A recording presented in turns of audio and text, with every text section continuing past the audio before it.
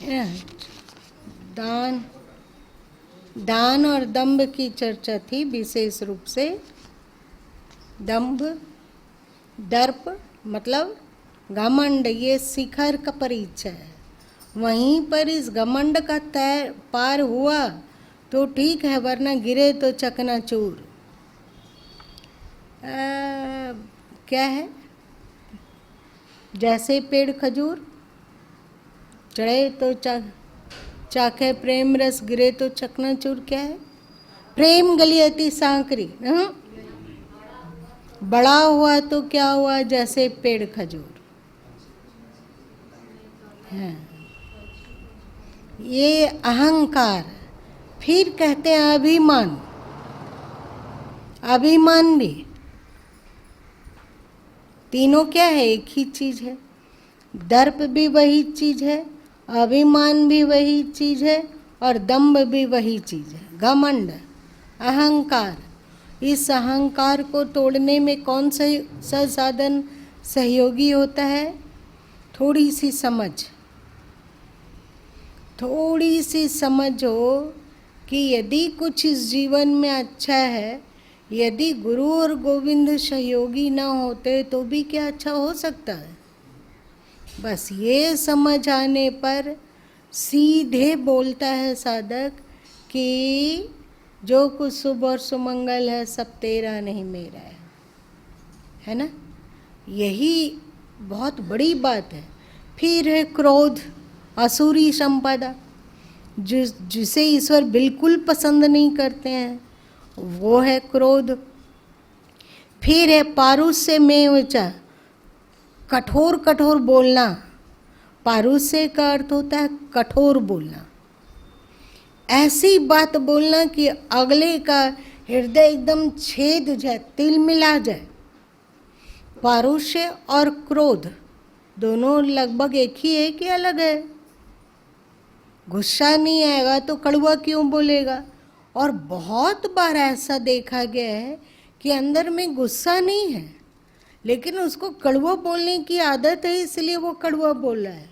ऐसा आप लोग को अनुभव है कि नहीं है? कटु बोलने की आदत है।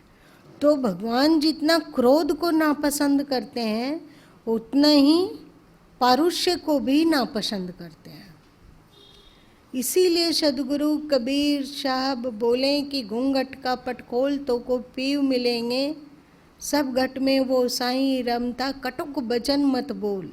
आया ना, कटुक बचन मत बोल।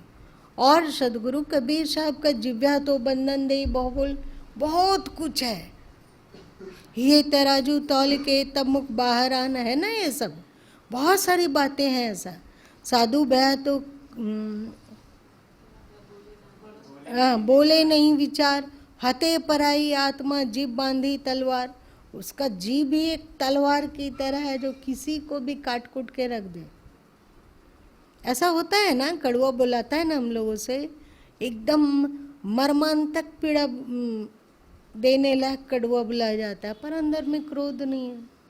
लेकिन दोनों ही गड़बड़ है। अज्ञानम, और अज्ञान भी आसुरी संपत्ति है। अज्ञान किसका? ईश्वर क्या है, मैं कौन हूँ, ये संसार में क्यों फेंका गया। अगर हम ईश्वर देश के वासी थे, हम वासी वा देश के, ऐसा है ना, तो यदि हम उस देश के वासी हैं तो फिर धरती में क्यों फेंका गए? हमारे लिए क्या कर्तव्य है? कौन सा ऐसा शरीर को किस कार्य में लगाएं, वाणी को कहाँ नियोजित करें, मन को कहाँ स्थिर करें कि जहाँ से हम आए वहाँ लौट जाए।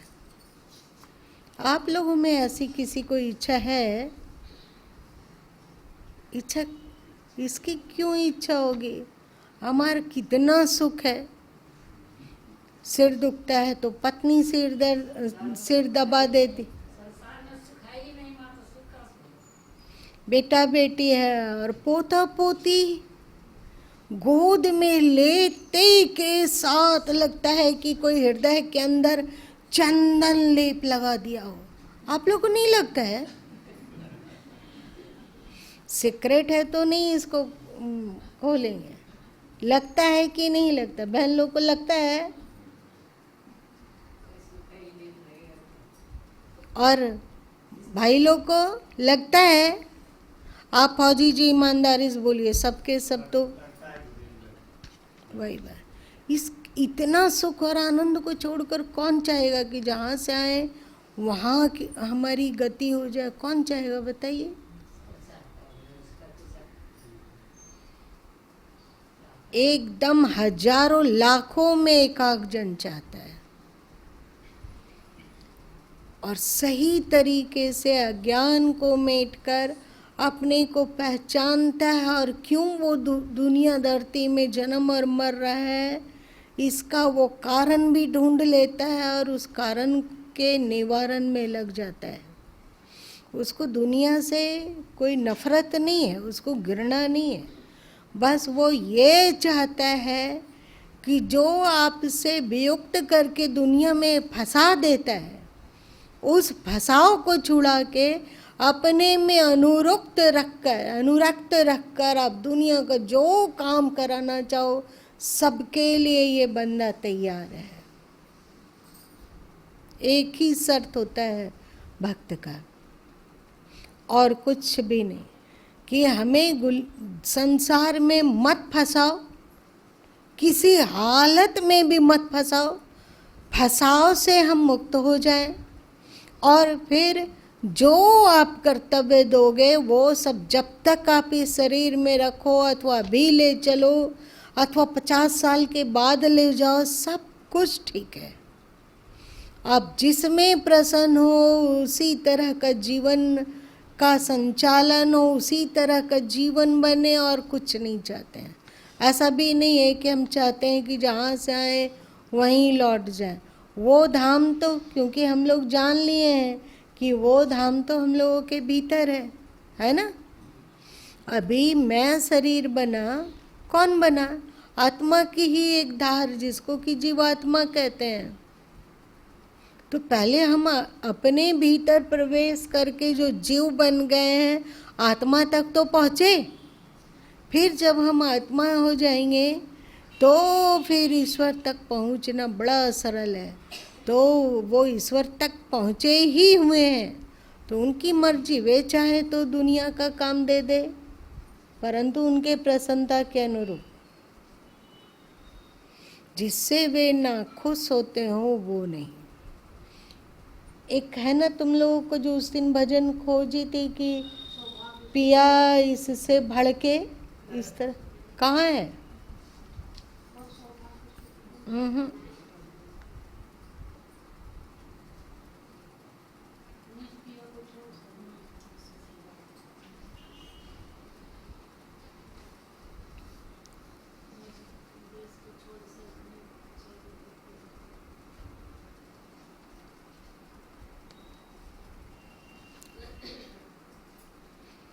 तुम लोग खोजते रहो, हम आगे बढ़ रहे हैं। तब तक तुम लोग खोजोगे तो फिर बताएंगे।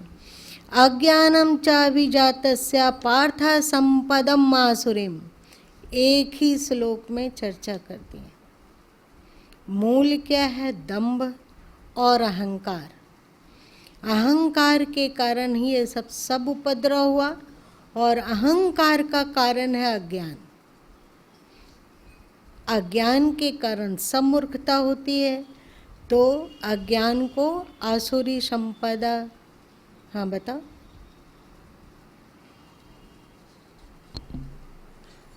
भजन है, निज पिया को छोड़ सजनी चली किधर तू, तेरे पिया सम सजनी कोई कहाँ जगत है।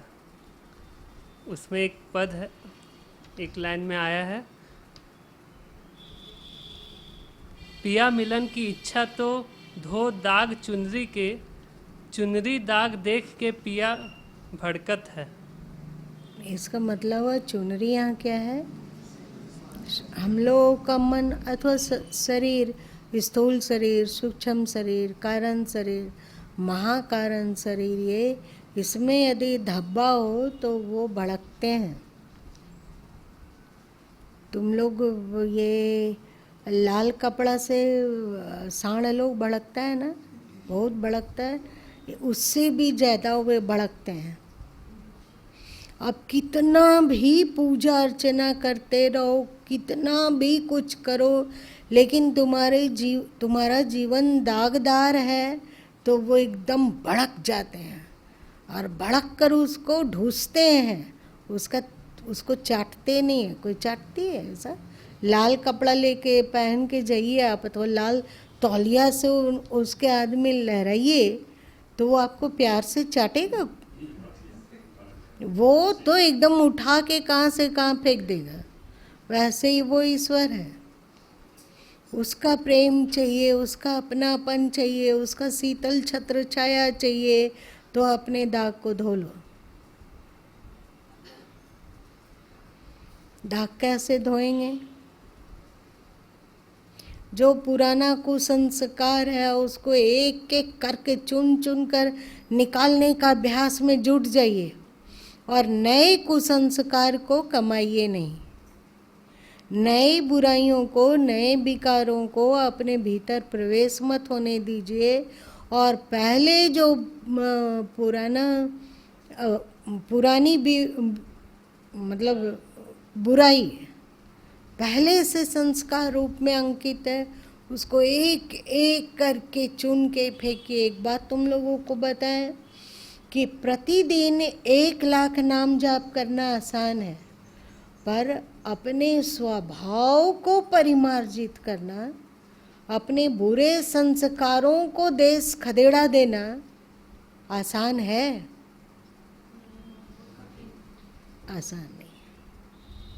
हम लोगों का पुराना कमाया हुआ संस्कार है, अहंकार का भी संस्कार है, क्रोध का भी संस्कार है, मोह का संस्कार है कि नहीं?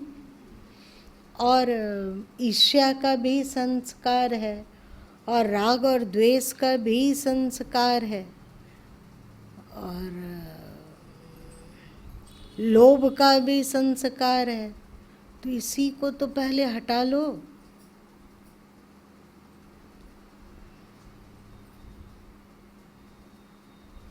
अच्छा, एक बात बताओ, एक शायद आश्चर्य अथवा रहस्य में एक छोटा सा पायरा में लिखा हुआ है कि लड़का लोग को जब बाराती निकलने का होता है तो वो क्या करता है?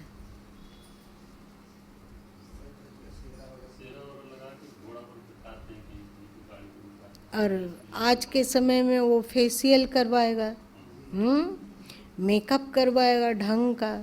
आज के समय में बेटों का भी मेकअप होता है तो उसको कराता है और एकदम कीमती, जिंदगी में उतना कीमती फिर पहनेगा कि नहीं सो पता नहीं है।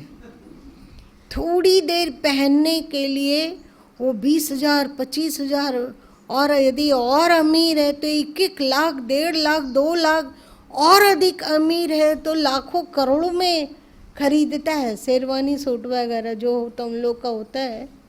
और बच्ची लोग वो जब बरमाला के लिए जा रही है तो हमें नहीं लगता कि उतना कीमती चीज़ फिर वो पहनेगी। अभी के समय में लहंगा वगैरह चला हुआ है तो 1-1 सेट एक दिन पहनना है, फिर वो नहीं पहनती है, लाखों में चला जाता है ना? लाखों में। वहाँ तो हम एकदम फिट फाट होके जा रहे हैं और ईश्वर से मिलने के लिए बिल्कुल मोकामा घाट होके जा रहे हैं। तो ऐसा कैसे होगा? कोई भी लड़की हो, वो उस लड़के के गले में बरमाला डालेगी जो थोड़ा पागल जैसा दिखता हो, बाल धोना हुआ हो भूत की तरह, अथवा अजीब तरह का पगलैट कपड़ा पहना हुआ हो और पास जाने से पता नहीं है कब नहाया है नहीं नहाया है, भारी बदबू आती हो, तो कौन सी लड़की उसको पसंद करेगी? नहीं करेगी। और ऐसे ही भूतनी बन के अगर बच्ची लोग चली जाए तो लड़का पसंद करेगा? भड़क जाएगा ना। तो हम लोग भी ईश्वर का सानिध्य चाहते हैं और ईश्वर का प्यार चाहते हैं। तुम लोग नहीं चाहते हो। दुनिया से प्यार पाते हो तो क्या अनुभव होता है इसको तुम लोग जान लिए। अब एक बार ईश्वर का प्यार पाकर देखो कि फिर दोनों में से ज़्यादा भाव विभोर करने वाला और तरंगायित करने वाला कौन है। कल्पना करो, दोनों को चखोगे तब ना समझ सकोगे कि इसमें ऐसा लगा और इसमें ऐसा लगा। अच्छा, उसके लिए तो कि उनका प्रेम पाने के लिए तो ये असुरी संपदा वगैरह छोड़ना पड़ता है, असुरी संपदा छोड़ना पड़ता है, तामसी वृत्ति को छोड़ना पड़ता है, राजस वृत्ति को छोड़ना पड़ता है। ये सब मलिनता है, इसको तुम धो, अपने में साफ करो। जो जो राजस तामस वृत्ति तुम्हारे में प्रचंडता से है, मतलब बहुत तीक्ष्ण संस्कार है उसका, इस तरह का जो असुरी वृत्ति है, तामसी वृत्ति है, राजस वृत्ति है, उसको धो और क्या करो, अच्छा से श्रृंगार करो। तुम लोग का भजन है ना, क्या है?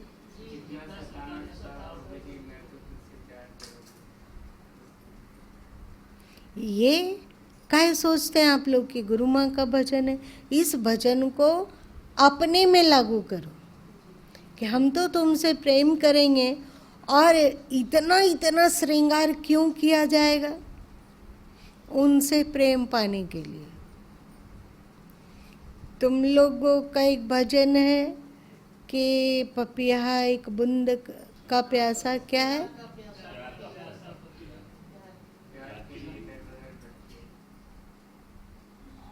फिर एक अगला लाइन, झूठे पति परिजन प्रतिष्ठा संतति सेवक दारा अटके। केवल प्रेम पाने के लिए तो ही इतना चिपकता है ना, और क्या है बताओ? हमें नहीं लगता है कि प्रेम के अतिरिक्त और कुछ वो चाहता है। अगर उसका स्त्री में आसक्ति होती अथवा पुरुष में आसक्ति होती तो विकार को वो प्राप्त कर लेता है। हो दैहिक वासना उसको मिल रहा है, पर पत्नी एकदम रणचंडी हो अथवा पति बिल्कुल नरकासुर जैसा हो, तो वहाँ पे रिश्ता निभाना आप लोग चाहेंगे? चाहेंगे भाई लोग? इसका मतलब है कि हम प्रेम चाहते हैं उससे, और क्यों जुड़ेंगे? बच्चे हैं, मान लो कि छोटा बच्चा 6 महीना का, 8 महीना का, 1 साल का, अथवा इतने ही 1 साल 1 साल डक डक करके चलता है और पीछे से आता है और कंधम को अपने बाह में लेकर घेर लेता है और कहता है पापा।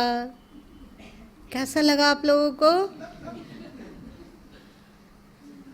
कैसा लगा बताओ? केवल सुनने मात्र से हंसी खिलखिलाहट आ गई, इतना मजा लगा। और वही बच्चा आता हो आपके पास, उसकी माँ आपकी गोदी में दे देती हो और वो बच्चा रोना चिल्लाना शुरू करता हो, एकदम पूरे घर को उठा लेता हो, तो आप क्या करते हैं? कहते हैं कि देखो तुम संभालो संभालो संभालो इसको, लो संभालो। नहीं अच्छा लगता है? लगता है आप लोग को उसको खिलाने में? मतलब हम बच्चा से भी प्यार ही चाहते हैं, और चाहे मित्र हो, चाहे गुरु हो, चाहे शिष्य हो, चाहे पुत्र हो, सब कोई अपने अपने तरीके से प्यार ही की खोज करता है। हमने तो ऐसे भी बच्चे को देखा है। एक बेटी से मिली अभी हाल फिलहाल में, तो वो बोली कि हमें मम्मी पापा से सख्त नफरत है। तो गुरु माँ पूछे कि क्यों? तो वो बोली क्या कि हम तो चाहते हैं कि हम यहाँ से भाग के कहीं अपनी इच्छा से विवाह कर लें, तो कारण क्या है? माँ बाप हमसे प्रेम नहीं करते हैं। तो गुरु माँ पूछे कैसे प्रेम नहीं करते हैं? तो वो बोली कि यदि हम बाहर भटक रहे हैं, 9 बज रहा है, 9:30 बज रहा है, 10 बज रहा है, लेकिन एक बार फ़ोन करके खोज खबर नहीं लेते हैं, और जब हम घर में लौट के आते हैं तो ना ही कोई चिल्लाता है हम पर, ना ही डांटता है। इतने हम पराये हो गए, इतने पराये हो गए कि हम गलत कर रहे हैं, हमें पता है कि गलत कर रहे हैं। रोज़ सोचते हैं कि आज माँ डांटेगी, आज पापा डांटेंगे, लेकिन कोई नहीं डांटता है। मतलब हमसे किसी को मतलब ही नहीं है, तो हम काहे इन लोगों के प्रति मतलब रखें। तो एक नई बात सुनने को आई गुरु माँ, अपनापन रहेगा तभी तो कोई डांटेगा, वरना क्यों डांटेगा? सड़क के वाले आदमी को तो डांटने कहा नहीं जा रहा है। ये अपनापन और प्यार की भूख कैसा कैसा संकल्प विकल्प उठाती है। देखो, डांटो तो लगता है कि हमारे मम्मी पापा हमको प्यार नहीं करते हैं, नहीं डांटो तो लगता है कि हमारे मम्मी पापा हमको प्यार नहीं करते हैं। आखिर वो प्रेम प्रेम प्रेम प्रेम में भटकने लगता है, और जब टीनेज में पहुंचता है तो स्कूल वगैरह में तो अपने दोस्त लोग की बात को इतना अधिक महत्व देता है कि उसके हितैच्छुक लोग भी फीके लगते हैं उसको। कारण क्या है? उसके साथ वो बहुत समय तक रहता है, और फिर दोनों मौज मस्ती करते हैं, कभी वहाँ खाने कुछ चले गए, कभी वहाँ ही हा करें, दोनों का मन का क्वालिटी मिल रहा है। तो हितैच्छुक को छोड़कर उसमें भाग जाता है। क्यों? क्योंकि दोस्त से उसको प्रेम मिल रहा है, और माँ बाप केवल शासन देते हैं, प्रेम गौण हो जाता है और शासन प्रमुख हो जाता है। तो बच्चे लोग दोस्त के पीछे बहते हैं। हम लोग को अभी क्या होगा कि हम दुनिया का प्रेम का स्वाद चख लिए कि अभी बाकी है? चख लिए, सब चख लिए, पर ईश्वर का प्रेम का स्वाद तो चखे ही नहीं। कोशिश तो करना चाहिए उनका प्रेम। कल्पना करो जैसे ध्रुव जी के सिर पर भगवान विष्णु अपना दायां हाथ रखे हुए हैं, वैसे यदि हम लोगों के सिर पर भी उनका हाथ का एहसास हो तो कैसा लगेगा? कैसा लगेगा?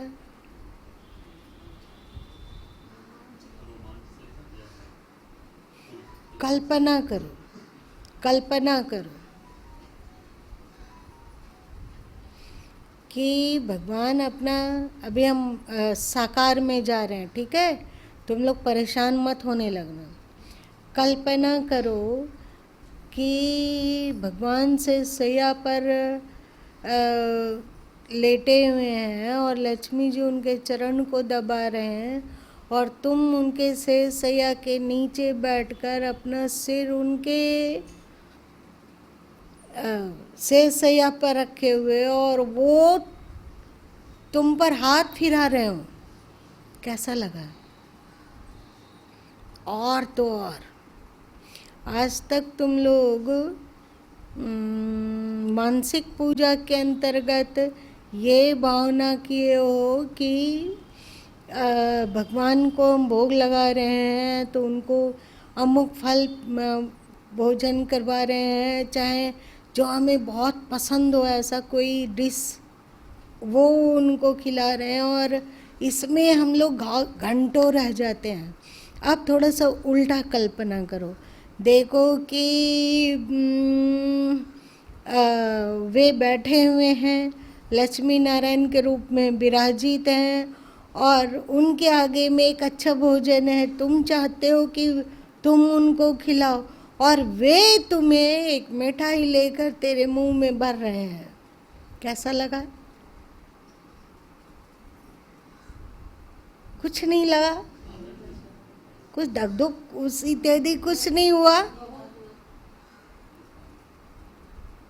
सोचो, उनके प्रेम की कल्पना में इतना भाव विभोर हो जाया जाता है, तो यदि सच में वे हमसे प्रेम करें तो कैसा लगेगा। और उनका प्रेम पाने के लिए उनको बिना क्वालिटी वाले लोग पसंद नहीं है। आजकल लड़के लोग भी ऐसा कहते हैं ना कि नहीं, हमें जॉब वाली लड़की चाहिए, कहते हैं ना।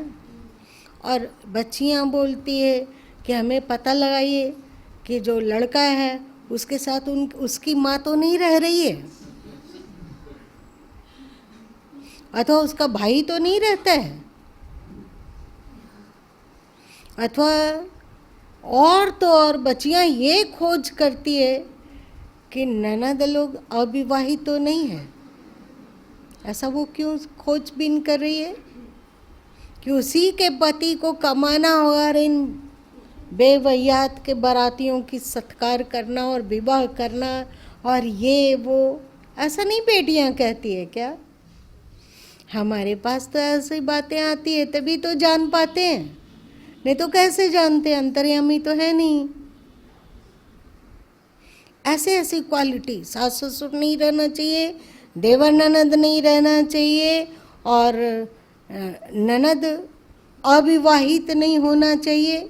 घर में तो ना ही हो, माँ बाप के पास भी यदि अनमैरिड ननद है तो हमारे ही पति का सिर दुखावन होगा। इतना हाँ, तो गुरु माँ कैसे जानेंगे?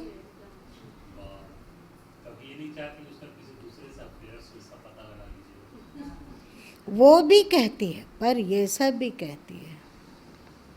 हम लोग ईश्वर को नहीं कह सकते हैं कि और किसी से तो आपका अफेयर नहीं है ना, क्योंकि हम लोग को पता है कि दुनिया में कल रात में थोड़ी देर के लिए उस ओर मन गया तो अंतस में चिंतन चला कि पृथ्वी ऐसे ऐसे कितने और पृथ्वियाँ होंगी जहाँ जनसंख्या होगा, है ना, और कितने कितने भक्त लोग होंगे। उन भक्तों के बीच में हम क्या होंगे? क्या हमारी भक्ति इतनी है कि उन भक्तों में भी हम टॉपर हों? ऐसी है नहीं है। अगर उन भक्तों की फौज होगी तो शायद उनके पाँव के धुआवन भी हम लोग नहीं ठहरेंगे।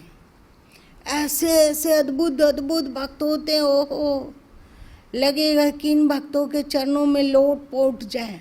तो स्वाभाविक है कि वो मालिक हमसे ज़्यादा उन ढेर सारे भक्तों से प्रेम करेगा। है स्वाभाविक, है ना? क्योंकि ईश्वर एक है पर जीवात्माएं बहुत है। तो अनंत जीवात्माओं में एक ईश्वर, अनंत भक्तों में एक ईश्वर। तो एक ईश्वर, क्योंकि हरि अनंत, हरि कथा अनंता, तो अनंत जीवात्माओं के लिए अनंत रूप से वे प्रकट होते हैं और सबको एहसास होता है कि ईश्वर हमें बहुत प्रेम करते हैं, उसके पास है ईश्वर, ऐसा लगता है। पर सच्ची बात यही है कि अनंत भक्तों को अनंत रूप में ऐसा लग रहा है कि अनंत ईश्वर केवल उसे बहुत बहुत बहुत प्यार करते हैं। इसमें यहाँ अहंकार आता है कि हमसे तो भगवान बहुत प्यार करते हैं। इसका मतलब हुआ हम कहना चाहते हैं कि दूसरे से प्यार नहीं करते हैं। बारीक है, जितना डूबोगे अध्यात्म उतना महीन होता जाएगा। बोर लगने लगा ना अब सुनने में?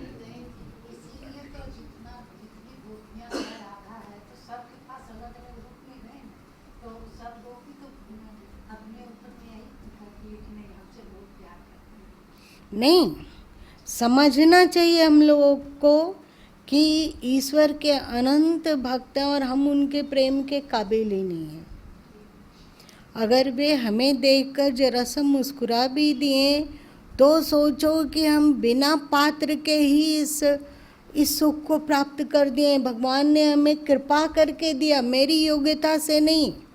और सच्ची बात यही है, हम लोग चाहेंगे कि हम अपनी योग्यता से ईश्वर का प्यार को पालें तो ये कभी नहीं हो सकेगा।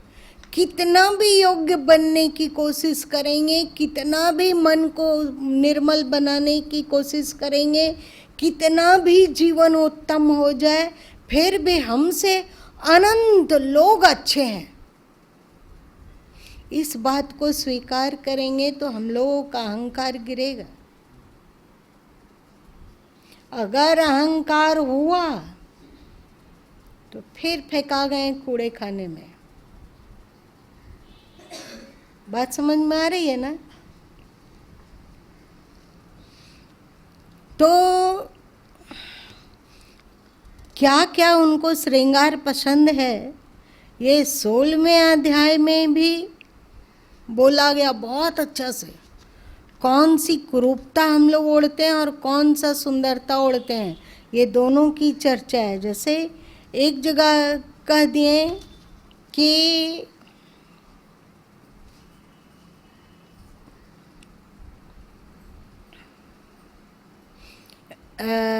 15वां श्लोक 16वें अध्याय का, मैं बड़ा धनी और बड़ा कुटुंब वाला हूँ, मेरे समान दूसरा कौन है। मैं यज्ञ करूँगा, दान दूंगा और अमोद प्रमोद करूँगा। इस प्रकार अज्ञान से मोहित रहने वाले तथा अनेक प्रकार से भ्रमित चित्त वाले मोह रूप जाल से समावृत मतलब बंधा हुआ और विषय भोगों में आसक्त असुर लोग महान अपवित्र नरक में गिरते हैं। हम उनके प्रेम की आशा कर रहे हैं और यहाँ तो वे नरक में धकेल दिए। क्यों? क्योंकि उनको ये सब बिल्कुल पसंद नहीं है। फिर 17वां श्लोक 16वें अध्याय का, वे अपने आप को ही श्रेष्ठ समझने वाले घमंडी पुरुष धन और मान के मद से युक्त होकर केवल नाम मात्र के यज्ञों द्वारा, नाम मात्र का ऊपर ऊपर से कर रहे हैं। हमारी भक्ति थोथली है कि नहीं? एकदम सच सच बोलो। अगर हम लोग अपनी ओर देखेंगे तो लगेगा कि अरे इतनी निम्न श्रेणी की हमारी मन और बुद्धि क्यों है? क्यों नहीं ईश्वर से प्रेम होता है? क्यों संसार के मोह में फंस जाते हैं? क्यों संसार का आकर्षण होता है? क्यों विकार हमें जकड़ लेता है, चाहे वो क्रोध का विकार हो, चाहे और कोई भी विकार हो? क्यों? आखिर क्यों? ग्लानि से हृदय फटता है। लेकिन मान के मद से युक्त होकर केवल नाम मात्र के यज्ञों द्वारा, मतलब धर्माचरण ऊपर से तो दिख रहा है कि हम बहुत ज्यादा धर्माचरण कर रहे हैं, पर अंदर बिल्कुल हमारा घटिया है। पाखंड से शास्त्र विधि रहित यजन करते हैं, मतलब धर्म कार्य करते हैं। और फिर 18वां श्लोक, वे अहंकार, बल, घमंड, काम और क्रोध आदि के परायण और दूसरों की निंदा करने वाले पुरुष अपने और दूसरों के शरीर में स्थित मुझ अंतर्यामी से द्वेष करने वाले होते हैं। ऐसे लोग भक्त नहीं है।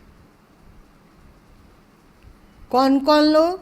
जिसमें अहंकार है, जिसको अपनी शक्ति पे बहुत भरोसा है कि हम बहुत बुद्धिमान हैं, बहुत भक्ति वाले हैं। हम सोचते हैं कि हमारे पास भक्ति का बल है, हमारे पास वैराग्य का बल है, हमारे पास त्याग का बल है। यदि गृहस्थ लोगों को अहंकार होता है कि मेरे पास धन का बल है, अमुक मंत्री से दोस्ती का बल है और एक विशाल परिवार का बल है, धन का बल है, बहुत सारे अफसरों से परिचय है तो उसका बल है, वे लोग अलग तरीके से कर रहे हैं। और जो मतलब धर्म मार्ग में चलने वाले अपने को समझ रहे हैं, वो कहते हैं कि हमारे पास तो ज्ञान का बल है, हमारे पास वैराग्य का बल है, हमारे पास भक्ति का बल है, हमारे पास बुद्धि का बल है, हम बहुत अच्छा बोल पाते हैं, लोगों को समझा पाते हैं, और हम हमारे में वैराग और त्याग और गुण हो अंदर में चाहे जो हो, पर ऊपर से प्रकट करते हैं कि हम बहुत श्रेष्ठ हैं। होता है ना? तो इधर ग्रस्त लोगों को, संसारी लोगों को इस तरह बल का अहंकार दबोचता है, और जो अपने आप को धर्मात्मा समझते हैं उसको इस तरह का बल का अहंकार करवा के दबोचता है ना? और कामम, वासना, अमर्यादित वासना, क्रोधम, संसृता, इन सब का आश्रय लेने वाले, मतलब इस तरह का स्वभाव बनाने वाले लोग क्या करते हैं? अपने और दूसरों के शरीरों में जो मैं अवस्थित हूँ उससे द्वेष करने वाले हैं, मतलब मुझे भी दुखी करते हैं और दूसरे के भीतर जो जीव बस रहा है उसको भी दुखी करने वाले, चिढ़ने वाले नालायक लोग हैं। तो नालायक लोग को श्री कृष्ण कहाँ भेज रहे हैं? नरक में। उनका प्यार कहाँ? किस मोती का नाम है उनका प्यार और प्रेम? लेकिन एक बात एकदम डंके की चोट से कहा जा सकता है कि जो उनके प्यार को, उनके प्रेम के को एक बूंद भी चख लेता है, वो दुनिया, उसका दुनिया में जो दीवानगी है, विकारों में जो दीवानगी है, ऐसे ही झड़ जाता है जैसे मेढक के बड़े होने पर उसकी पूंछ झड़ जाती है। एक बूंद, तेरे एक बूंद का प्यासा, एक बूंद, उसके प्रेम पाने की आकांक्षा रखो और ये सब दुर्गुणों को छोड़ो, सद्गुणों को अपनाओ। यहाँ पर ये 16वें अध्याय में कह रहे हैं। फिर आगे सतोगुण, रजोगुण और तमोगुण की वर्णन में सतोगुण अपनाने की बात बोले। फिर 13वें अध्याय में ज्ञान की प्राप्ति कौन करता है, उसमें से फिर से गुणों की चर्चा की कि जिसमें ये है वो ज्ञान को उपलब्ध होता है, मतलब ईश्वर क्या है, आत्मा क्या है, इत्यादि रहस्य को जान पाता है। 13वें अध्याय में बतलाएं। 12वें अध्याय में बोले कि भगवान कौन सा भक्त उनको प्रिय है, ठीक है।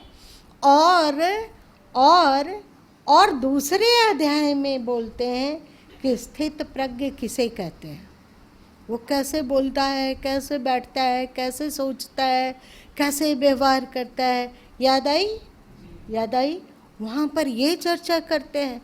और तीसरे, चौथे और 5वें अध्याय में कौन सा यज्ञ के द्वारा, मतलब यज्ञ मतलब कर्म, किस कर्म के द्वारा वो ईश्वर का सानिध्य की अनुभूति होती है, अथवा उसका अनुभव होता है, अथवा वो जीवन मुक्त हो पाता है, अथवा वो सुखी हो पाता है, इसकी चर्चा करते हैं।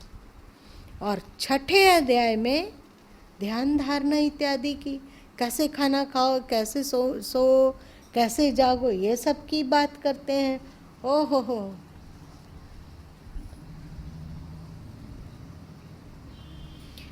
लाखों बार नमन करें तो भी कम है। इतना ज्ञान का खजाना है हम लोगों के पास, समझ रहे हो तुम लोग? इतना बड़ा खजाना के निकट पहुंचा कर भी हम लोग दरिद्र की तरह रोते कलपते रहे। ये एकदम पक्का चुल्लू भर पानी में डूब मरने लायक है। नहीं लगा? लगा कि नहीं लग रहा है? चलो हम लोग उठ के तैयार होते हैं, क्या करने के लिए? उनके अनुकूल बनने के लिए। सब प्रतिकूलता की एक एक बेड़ियों को भी हम अपने से नोच फेंकेंगे। हमें पता हो गया कि ईश्वर की कृपा हम पर हमेशा रहती है, हम पर अपनी कृपा केवल नहीं है, अपने ऊपर हम अब दया करेंगे और जो उनको प्रतिकूल लगता है, जिससे वे नाखुश होते हैं, जिससे वे हमसे दूर होते हैं, उन सब बेड़ियों को एक एक करके चटक चटक कर तोड़ कर फेंक देंगे और उनकी अनुकूलता को गहनों की तरह, अपने गहनों की तरह उसे अपने को सजा लेंगे। मंजूर? इतना मरे हुए आवाज में क्यों बोल रहे हो? आप लोगों को इच्छा नहीं हो रही है ऐसा होने का? तो हम लोग कोशिश क्यों नहीं कर सकते हैं? बस उठो और कोशिश में लग जाओ। आज इतने ही रहने दो।